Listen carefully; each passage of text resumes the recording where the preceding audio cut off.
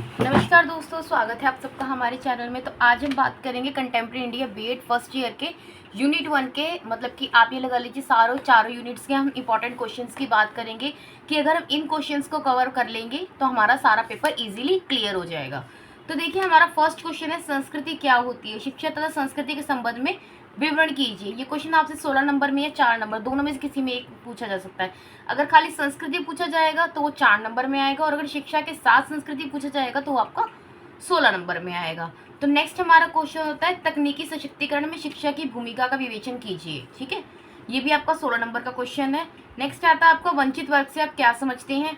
ये आपका 4 number 16 number दोनों में से आ सकता है। ठीक है, नेक्स्ट आएगा हमारा राष्ट्रीय माध्यमिक शिक्षा अभियान यानी कि RMS है। उसके बाद हमारा आता है, प्राचीन काल या वैदिक काल में भारतीय शिक्षा प्रणाली की मुख्य विशेषताओं का वर्णन कीजिए। उसके बाद हमारा क्वेश्चन नंबर 6 होगा, मध्यकाल की प्रारंभिक शिक्षा प्रणाली बताइए। क्वेश्चन नंबर 7 है, आधुनिकरण से आप क्या समझते हैं?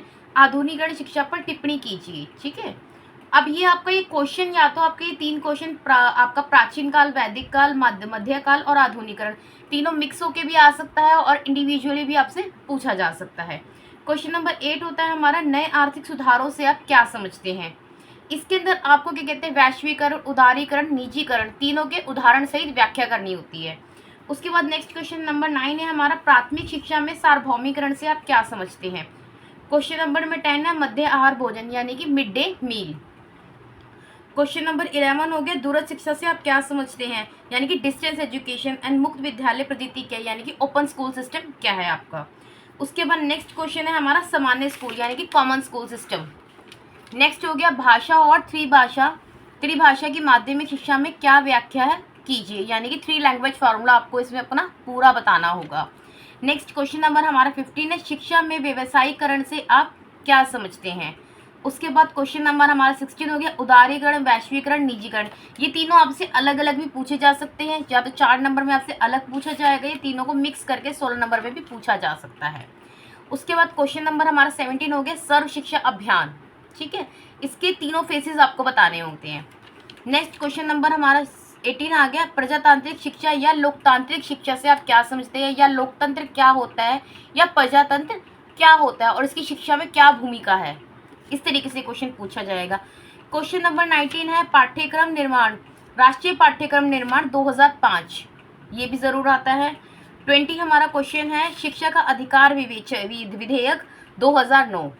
उसके बाद क्वेश्चन नंबर 21 है, मतलब कि जितनी भी आपकी धाराएं हैं, आपकी 14 हो गई, 15 हो गई, 16 हो गई, 30 हो गई, 51, 41, 45, 46, 65, 66, 67, 23, 24, 25, 26, मतलब इसके आगे भी जितनी भी आपकी धाराएं हैं, सारे एक्ट्स आपको पढ़ के जाने, क्योंकि कोई भी 3 एक्ट आपसे पूछे जा सकते हैं। ठीक है, और यूनिट 1 में हमारे जितने भी क्वेश्चंस हैं वो सारे एक्ट पे ही बेस्ड हैं, तो जितनी भी धाराएं हैं आप उनको अच्छे से करके जाइएगा।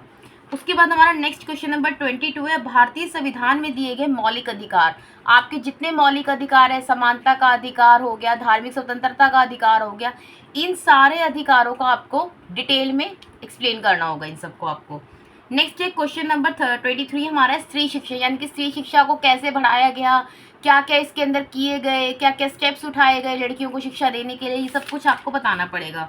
क्वेश्चन नंबर 24 हमारा होता है, शिक्षा की समवर्ती सूची, यानी कि इसके अंदर आपकी 3 सूचियाँ होती है, केंद्रीय, राज्य स्तर और एक स्तर, और अगर इन तीनों सूचियों को आपको डिटेल में बताना होगा। नेक्स्ट हमारा क्वेश्चन नंबर 25 होगा, शिक्षा के संबंधित नीतियां, अधिनियम, प्रावधान, ये भी आपको सब आता है। ये क्वेश्चन नंबर 16 मार्क्स का क्वेश्चन आएगा, तो ये क्वेश्चन आपको पूरा डिटेल में समझाना पड़ेगा उन्हें। आप जो भी अपना आंसर देंगे उसे अच्छे से एक्सप्लेन कीजिएगा। नेक्स्ट क्वेश्चन नंबर हमारा 26 आ गया, राज्य के नीति निर्देशक सिद्धांत, ये भी 16 नंबर का क्वेश्चन है आपका। क्वेश्चन नंबर 27, अनुसूचित जाति और जनजाति, मतलब अनुसूचित जाति और जनजाति के लिए सरकार ने क्या क्या कदम उठाए, इनको उठाने के लिए कौन कौन सी धाराएं लगाई गई, संविधान में क्या क्या परिवर्तन किए गए, ये सब चीज़ें आपको बतानी पड़ेगी इस क्वेश्चन के अंदर। क्वेश्चन नंबर 28 है हमारा, बेसिक शिक्षा। ठीक है, क्वेश्चन नंबर 29 हो गया हमारा, माध्यमिक शिक्षा आयोग 1952 टू 53 तक। और उसके बाद क्वेश्चन नंबर 30 है हमारा, कार्यान्वयन 1992। क्वेश्चन नंबर 31 है, राष्ट्रीय शिक्षा नीति 1986। क्वेश्चन नंबर 32 है, वुड का घोषणा पत्र, ये भी आता है। 23 आपका मैकॉले, ये भी आपसे पूछा जा सकता है। क्वेश्चन नंबर 34 यानी कि हमारा लास्ट क्वेश्चन है, वो है भारतीय शिक्षा आयोग या कोठारी कमीशन 1964 से 66 तक। तो ये हमारे कुछ 34 क्वेश्चंस हैं जो आपकी चारों यूनिट से सिलेक्टेड किए गए हैं, और ये अगर आप ये 34 क्वेश्चंस कर लेते हैं आपकी चारों यूनिट्स आपकी कवर हो जाएंगी। इसके अलावा आपको कुछ नहीं करना, नोट्स आपको चाहिए होंगे, नोट्स वीडियोस में अवेलेबल हैं, नोट्स आप वहाँ से ले सकते हैं। बाकी और कोई भी डाउट होता है, कुछ भी आपको लगे कि हाँ भाई इसके अलावा आपने कुछ और पूछना है, या इन क्वेश्चंस में अगर कोई डाउट है तो आपको कमेंट सेक्शन में पूछ सकते हैं। मिलेंगे हम नेक्स्ट वीडियो में कुछ और नए टॉपिक्स के साथ, तब तक के लिए बाय बाय।